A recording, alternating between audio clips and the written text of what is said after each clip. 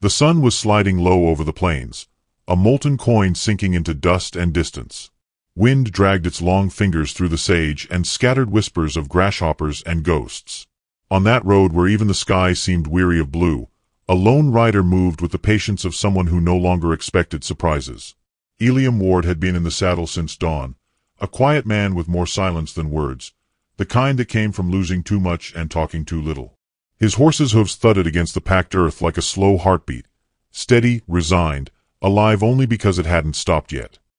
He hadn't planned to turn his head when he saw the shimmer on the horizon. Could have been tin, could have been glass, could have been nothing. But something in it tugged at him. When he reached the bend, he found an overturned wagon, its right wheel split clean through, one axle half buried in the dirt like a broken limb. A canvas flap snapped weakly in the wind. There was a woman lying beside it, her dress torn, hair unbound, and her hands, he saw it before he even wanted to, were wrapped in bloodied cloth, stiff as wood. Beside her sat a little girl, no older than 5, holding a baby in her lap. The infant was red-faced and wailing, too hungry or too hot to know which. The girl looked up at him, her cheeks streaked with dust and tears, her small body shaking but her eyes clear. She didn't cry for help. She didn't even blink. Eliam dismounted slowly, boots sinking into the soft dust. "You folks lost?" he asked, though the question sounded foolish in the emptiness around them. The girl swallowed, her voice a rasp. "Mama's hand's been shattered," she said, glancing down at the still figure. "And you're childless." Her words struck him like a sudden wind against a dying fire, fierce, unexpected, and too true to look away from. He stared at her, this tiny scrap of defiance wrapped in dirt and grief, and for a moment the road, the sky, the silence all felt heavier than the saddle he'd been carrying for years. He knelt beside the woman. Her pulse flickered weakly beneath his fingertips. She was breathing, but just barely, her lips cracked, her eyes half open like she'd been listening for God and fell asleep waiting. "What happened here?" he asked softly. "Wheel broke," the girl whispered. "We walked till Mama fell. I tried callin' for someone, but nobody come." She rocked the baby gently, humming a tune that started strong but fell apart halfway through, like she'd forgotten the rest. Eliam untied his water skin and pressed it to the mother's lips. She stirred faintly, mumbling something he couldn't catch. Then she opened her eyes, cloudy but kind, and met his. "Keep them warm," she breathed, so faint it might have been the wind. Her head dropped back, and her breathing settled into a shallow rhythm that didn't promise much. He looked at the girl again. She was watching him, unblinking, as if she'd already decided he was the kind of man who either stayed or didn't, and she would survive either way. "What's your name, little one?" She hesitated. "Ruthie. That's my sister May." He nodded once, almost to himself. "Well, Ruthie," he said, standing, "we'd best get your mama out of this sun." She rose carefully, her thin arms tightening around the baby. Eliam lifted the woman into his saddle and steadied her with his coat. Then he looked down at Ruthie. "You can walk beside or ride behind. Your call." She wiped her face with the back of her hand. "I can walk," she said, though her knees trembled. They started down the road toward the horizon, where the land folded into gold and shadow. The baby's cries softened to small hiccups. Every so often Eliam glanced down. Ruthie was staring at her mother's slumped form, her small jaw set like she was guarding the last bit of family the world hadn't taken. As they moved, he thought of the grave behind his ranch, a wife he'd buried 2 winters ago, her name carved into a piece of driftwood. He hadn't spoken to anyone since. Didn't see a reason to. But now, with these 2 small figures trailing his horse, something began to stir in that empty space where speech had once lived. "Where you from?" he asked after a while. "Don't know," Ruthie said. "Mama said we just kept going, till the Lord gave us a reason to stop." He gave a quiet nod. The sky above them was turning amber, the kind of light that made even broken things look holy. Dust lifted around their feet like old prayers. By the time they reached the rise where his ranch waited, the sun had slipped behind the hills. The air cooled, the scent of sage deepened, and silence settled thick.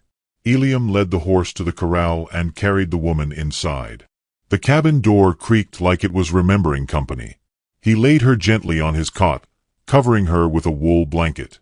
Ruthie stood in the doorway, the baby asleep against her chest.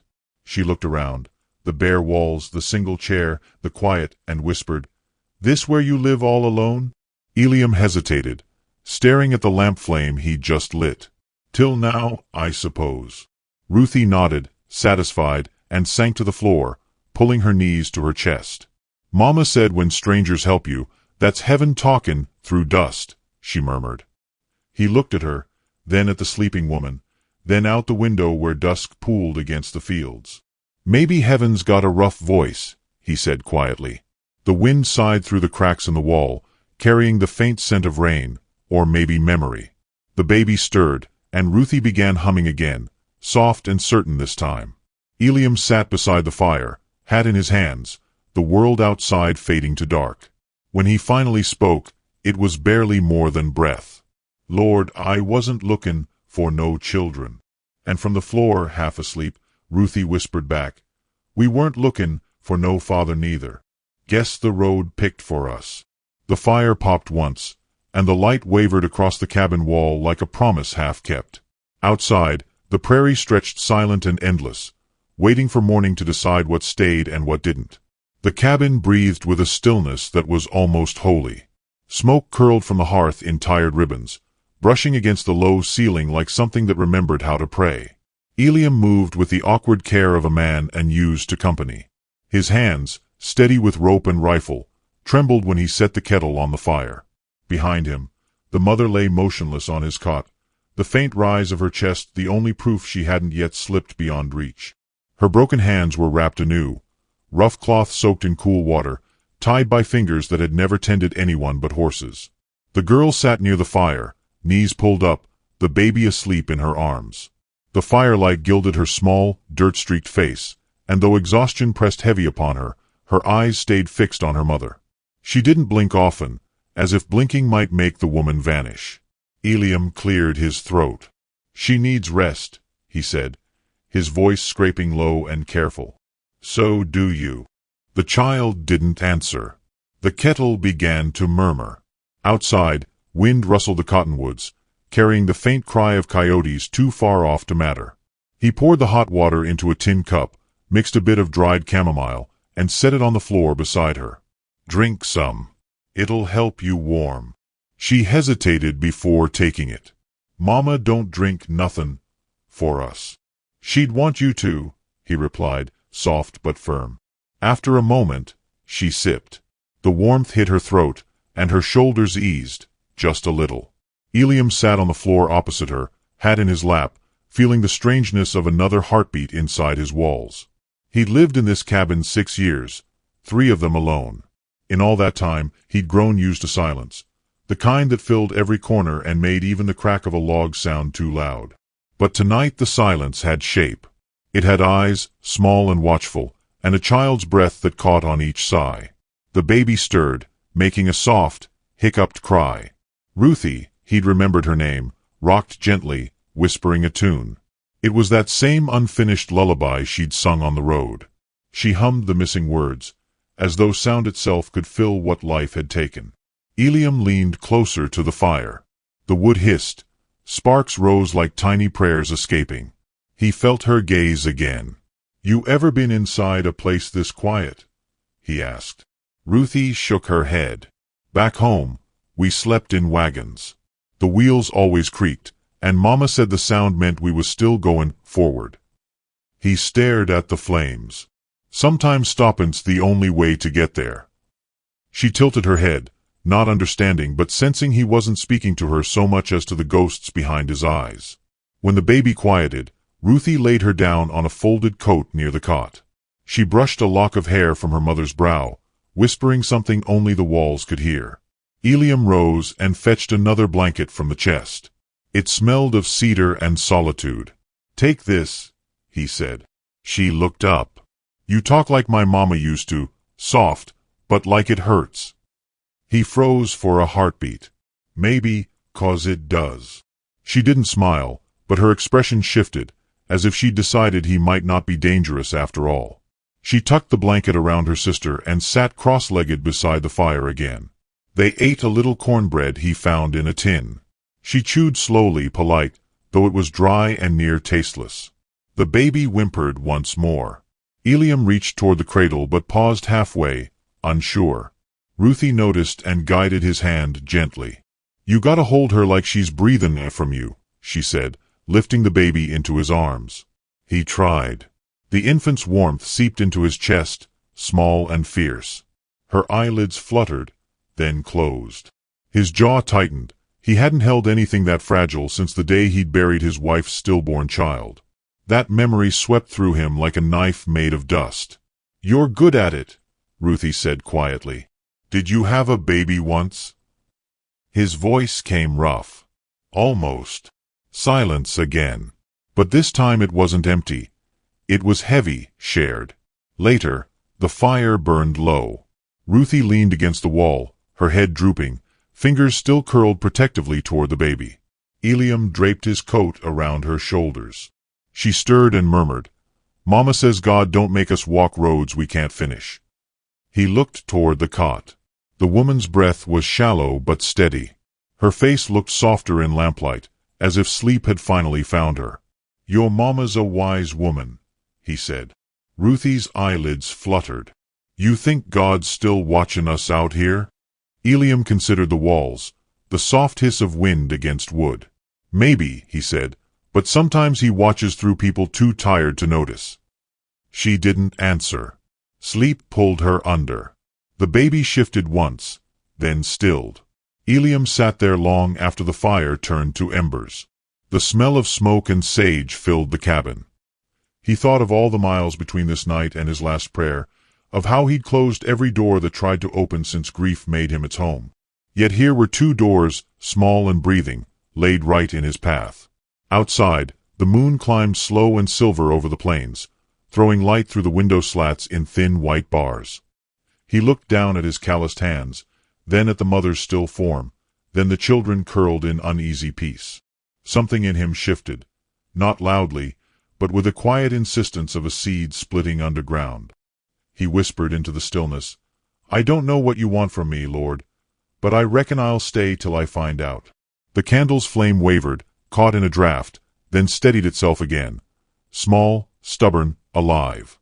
Morning came quiet and gray, the kind of light that held its breath before touching the world.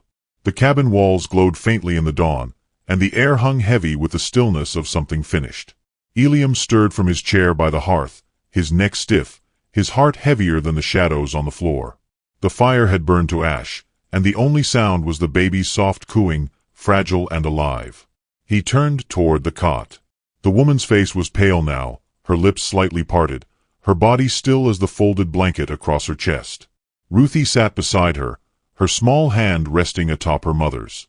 She wasn't crying, just watching, as if waiting for a breath that hadn't come. When Eliam knelt, the floorboards groaned beneath him. "She's gone, ain't she?" the girl asked, her voice paper-thin but certain. He bowed his head. "Aye," he said. "She's gone home." Ruthie blinked slowly, then reached to close her mother's eyes. "She was tired," she murmured. Said her hands hurt too much for heaven to take him. Eliam swallowed against the ache in his throat. The sight of those bandaged hands, bent and broken, made him feel like he'd failed someone he never knew. "We'll do right by her," he said softly. "I promise you that." He stepped outside. The morning air carried the sharp scent of sage and damp soil. A low fog drifted over the field, wrapping the earth in gray silk. He fetched his shovel from the barn, its handle worn smooth from years of work. The ground was soft from last night's rain, easy to cut but hard to bear. He dug slow, each motion deliberate, like a prayer said with the body instead of the tongue. From the doorway, Ruthie watched, her baby sister in her arms. She didn't speak until he'd set the shovel down and wiped his brow. "Can I help?" she asked. He hesitated. "You don't need to. Mama always said we help with what hurts, even if we're small." He nodded once. "All right then." Together they gathered wildflowers from the field, scraggly white blooms clinging stubbornly to life.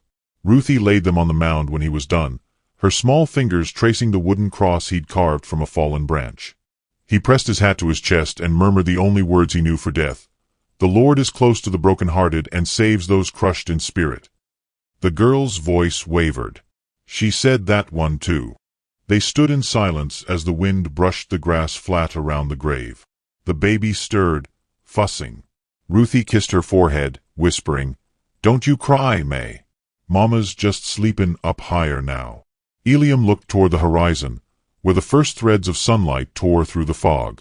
He thought of his own grave waiting lonely behind the barn, the one he'd built for a woman who never got to hear her child's first cry. He remembered how he'd sworn he'd never dig again, never open that part of himself.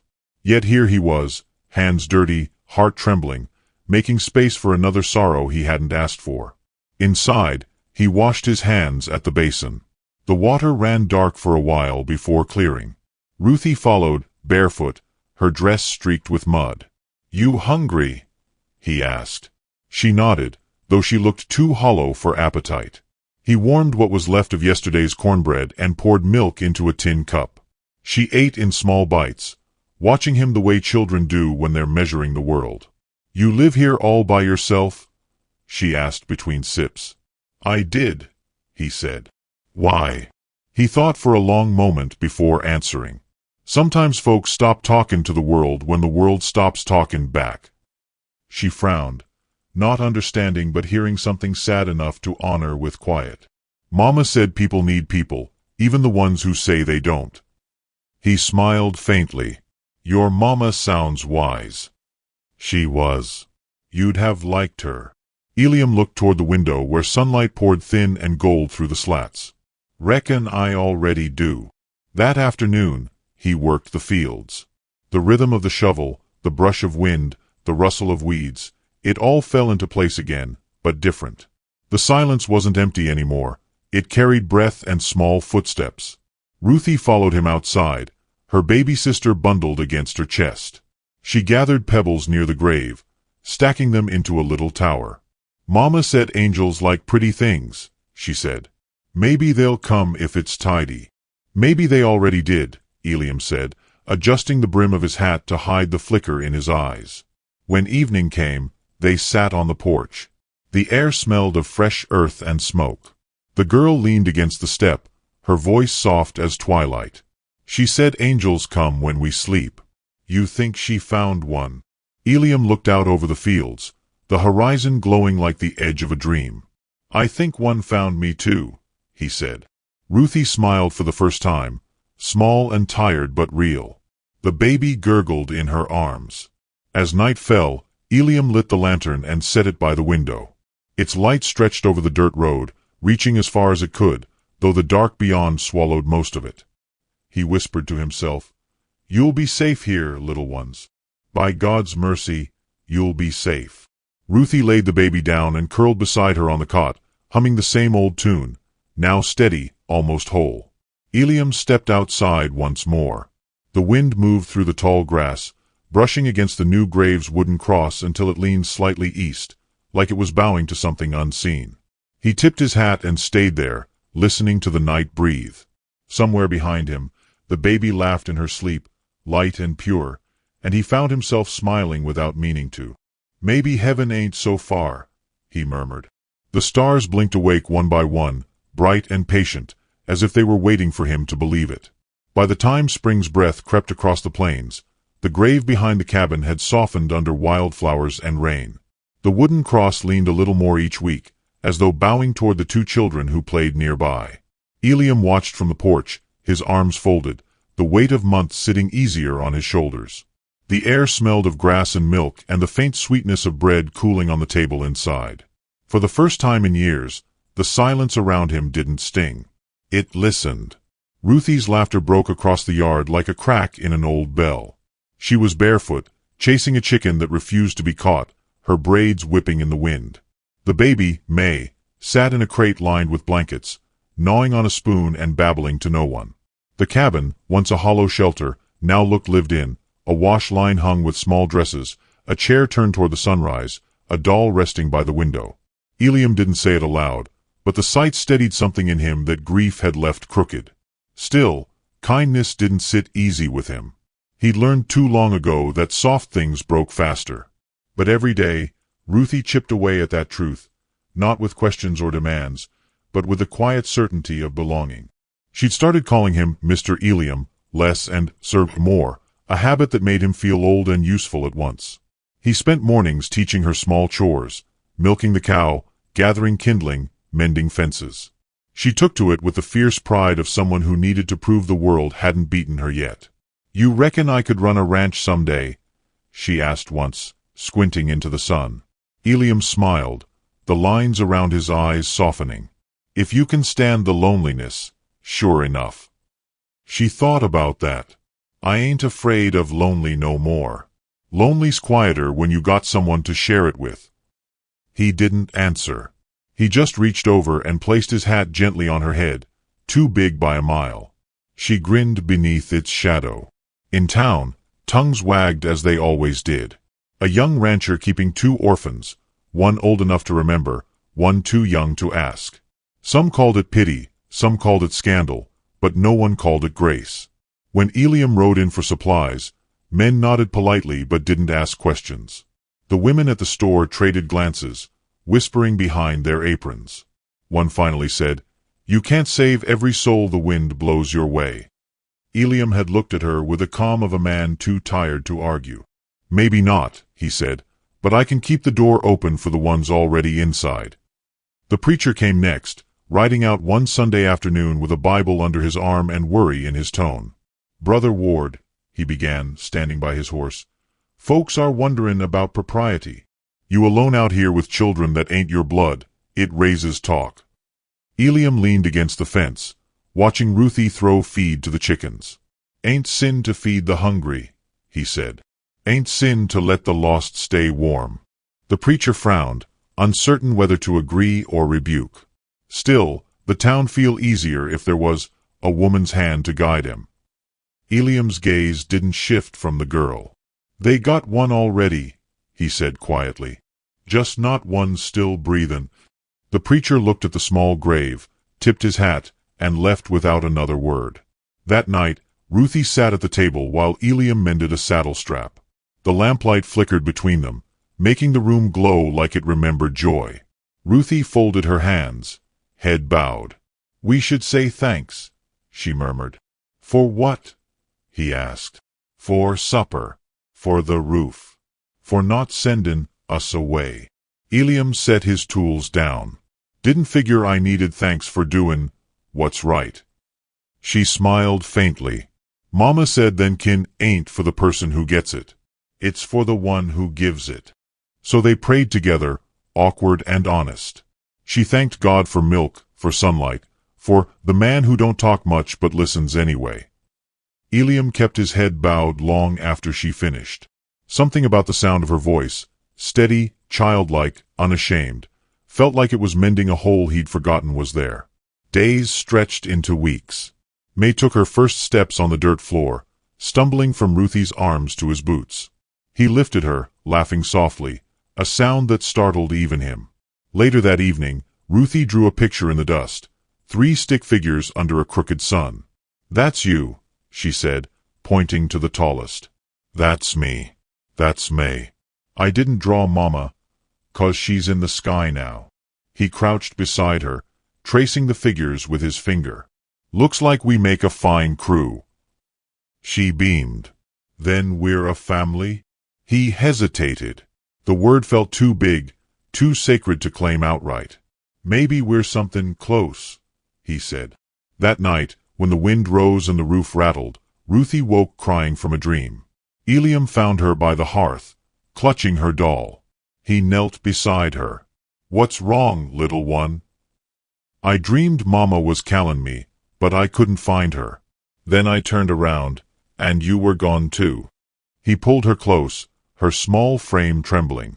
"Ain't goin' nowhere," he said quietly. "You hear?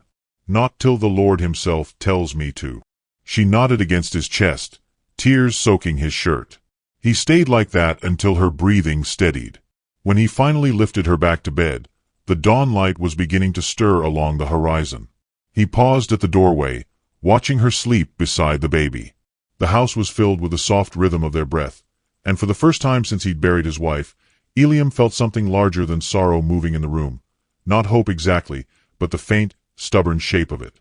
He whispered into the hush, "Kindness don't need to visit no more. It's done learned how to stay." Outside, a single star lingered against the rising sun, refusing to fade. Rain came hard across the plains that night, slashing sideways, bending the trees till they groaned. The cabin shook beneath the wind's anger, and the lantern light flickered like a heartbeat refusing to quit. Eliam stood by the window, hat in hand, watching the dark road vanish under sheets of water. Ruthie sat on the floor with May in her lap, whispering songs to keep her calm. The sound of the storm swallowed most of the words, but Eliam heard enough to feel their strength. He'd weathered storms before, but never one that threatened to take away what he loved instead of what he owned. A knock came sudden, 3 sharp blows against the door. The horses in the corral cried out. Eliam moved fast, pulling it open to find a man half drowned under a slick coat, the sheriff from town. His face was grim, eyes heavy with duty. "Evenin', Ward," he said, voice barely rising above the rain. "Got word from the county. They're sendin' for the girls come sunrise. The law says they belong in the orphan home now." Eliam stared, water dripping from the brim of his hat. Law ever held a baby through the night? Ever fixed a fever or buried their mother? "Don't matter," the sheriff said quietly. "Papers signed." Behind him, Ruthie's voice broke through. "We ain't goin' nowhere." She clutched May tighter, chin high though her lips trembled. The sight of her, small, defiant, shaking, split something inside Eliam that had been stitched too tight for too long. He turned back to the sheriff.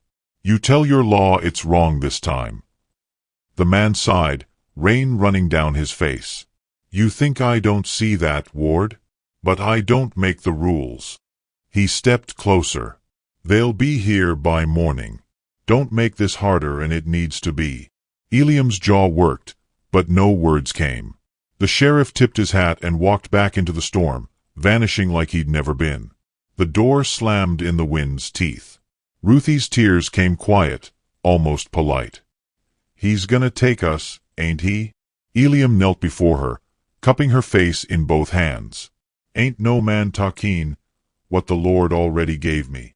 She shook her head, choking out, "But we ain't yours." He looked at her then, really looked, at the freckles across her nose, the stubborn tilt of her jaw, the fear she tried to hide behind pride. He saw not a stranger's child, but the piece of himself that still believed in mercy. He drew a breath that felt like a promise.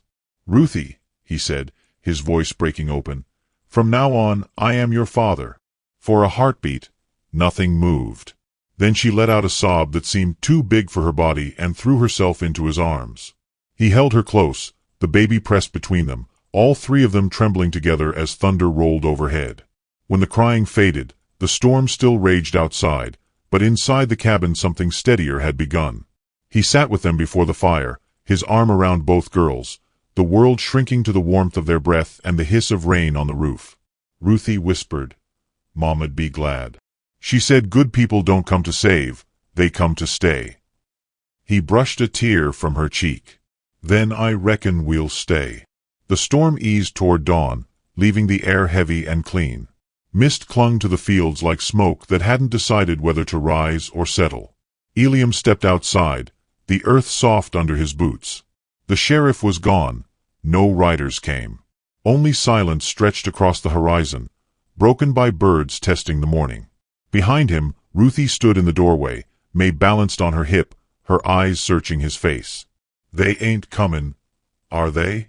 He shook his head. "Not today." She smiled, small, certain. "Guess that means God wants us here." He didn't argue. Together they walked to the grave under the willow, where the wooden cross leaned toward the sunrise. Ruthie knelt and set a sprig of wild lavender in the dirt. Eliam stood behind her, hat pressed to his chest. "We're all right now," he whispered, "not to the dead but to the living." The wind moved through the branches, slow and tender, like an answer too soft for words. They turned back toward the house, the light spilling golden through the doorway. Inside, the fire burned steady, and for the first time, Eliam felt he'd stepped into a home rather than returned to one. He lifted the baby from Ruthie's arms and smiled down at her. "Come on, little one," he said. "Your pa's got chores waitin'." The girl laughed, bright as the breaking day. Behind them, the grave shimmered in the new sun, and 3 shadows stretched long across the wet earth, bound not by blood, but by the mercy that stayed. Which city are you watching our video from? Please leave a comment. Please subscribe to the channel as well. Thank you.